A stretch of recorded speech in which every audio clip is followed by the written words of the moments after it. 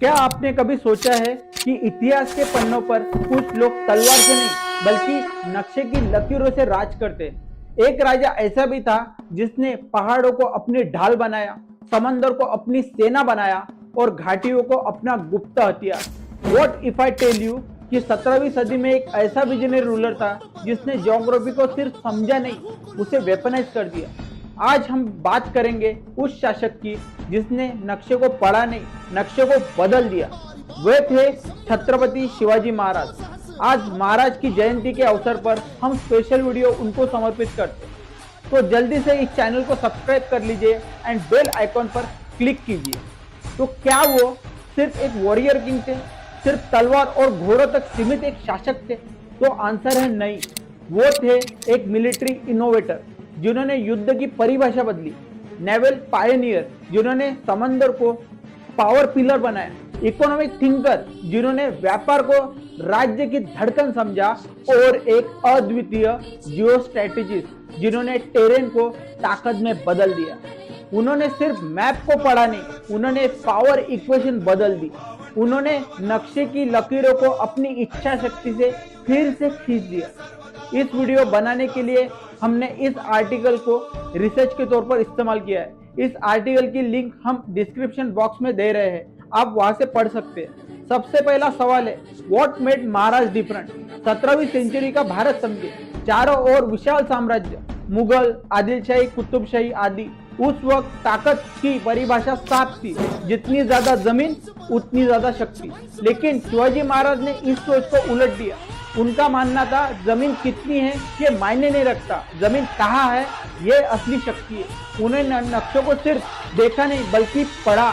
Western घाट उनके लिए सिर्फ पहाड़ नहीं थे, वो एक नेचुरल डिफेंस वॉल थी जहाँ दुश्मन की विशाल सेना बेबस हो जाती थी। कोंकण सिर्फ तटरेखा नहीं था, वो स्वराज्य की इकोनॉमिक लाइफलाइन थी जहाँ से व्यापार, संपन्नता और समुद्री नियंत्रण मिलता था।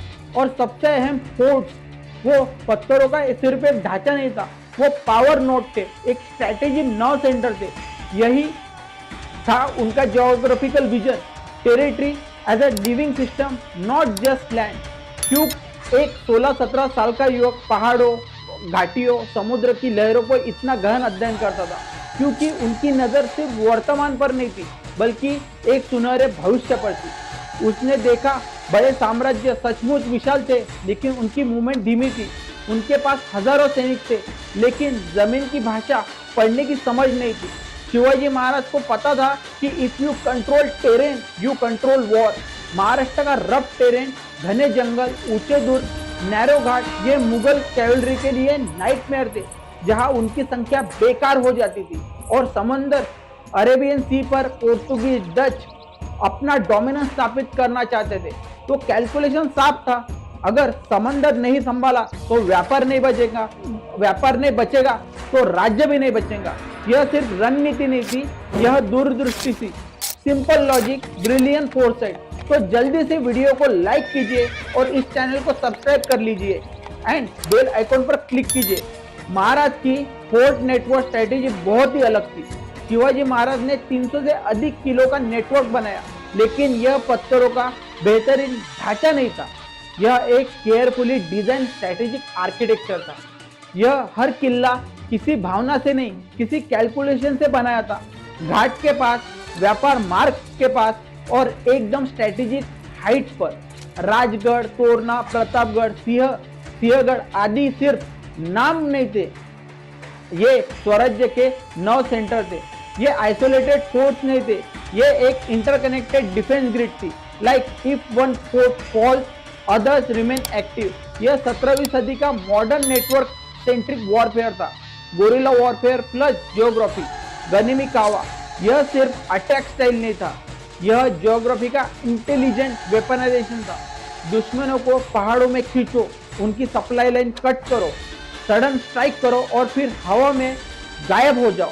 Terrain became a weapon. यह असिमेट्रिक वॉरफेयर एक ऐसा उदाहरण था जहां संख्या नहीं, पोजीशन जीतती थी। महाराज के लिए नेवी एक रिवॉल्यूशनरी विजन था। जब अधिकांश भारतीय शासक समुद्र को अनदेखा कर रहे थे, Shivaji Maharaj build a powerful naval force. Sindhudurg समुद्र के एक मध्य में स्ट्रेटेजिक मास्टरपीस था। Coastal fort, shipyard, Arabian sea की सुरक्षा, ये मुख्य उद्देश्य था। This was not just a defence, this was a maritime vision. उन्होंने समझा जो समुद्र को नियंत्रित करेगा वो व्यापार को नियंत्रित करेगा। इकोनॉमिक ज्योग्राफी समझे, इंटीरियर महाराष्ट्र को कोंकण पोर्ट से जोड़ा गया। घाटों के किले सिर्फ रक्षा नहीं, लॉजिस्टिक गेट्स वे थे। यह इंटीग्रेटेड लैंड सी इकोनॉमी थी। आज हम इसे जियो इकोनॉमिक्स कहते हैं। 17वीं सदी मुगल शक्ति अपने पीक पर थी। डेक्कन प्लेटू में राजनीतिक उथल पुथल, विश्वासघात एंड लॉयल्टी शिफ्टिंग आम बात बन चुकी थी। यह रीजन हिस्टोरिकली अनस्टेबल था, लेकिन जहां दूसरे को अनार्की दिखी वहां शिवाजी महाराज ने अपॉर्चुनिटी देखी। उन्होंने शुरुआत एक छोटी सी टेरिटरी से की। कोई जल्दबाजी नहीं, कोई ब्लाइंड एक्सपेंशन नहीं, हर कदम कैलकुलेटेड था। नॉर्थ की ओर तभी बढ़े जब साउथ पूरी तरह सिक्योर हो जाए। सी कंट्रोल के बिना इनलैंड एक्सपेंशन नहीं किया। उन्होंने समझा सही टाइम, सही स्थान और सही दिशा।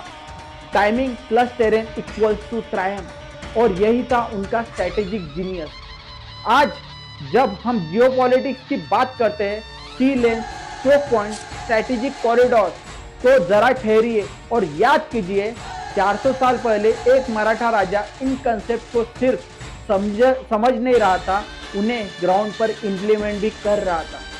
Chhatrapati Shivaji Maharaj prove power is not about size, it is about structure. Strength is not about expansion, it is about positioning. यही कारण है कि वे सिर्फ महाराज नहीं कहलाए, वे छत्रपति बने, यानी सत्ता के संरक्षक, रणनीति के सम्राट। अगर आपको यह एनालिसिस पसंद आए तो लाइक कीजिए, शेयर कीजिए और चैनल को सब्सक्राइब करना मत भूलिए। कमेंट में जरूर बताइए, क्या शिवाजी महाराज को वर्ल्ड्स ग्रेटेस्ट जियो स्ट्रेटेजिस्ट कहा जा सकता है? आपकी राय हमारे लिए महत्वपूर्ण है। History is not dead, it is a strategic memory, क्योंकि इतिहास की सही समझ सिर्फ वीरता से नहीं, गंभीर अध्ययन से भी आती है।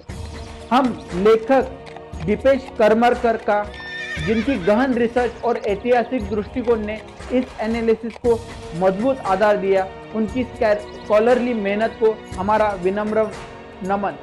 जय भवानी, जय शिवाजी।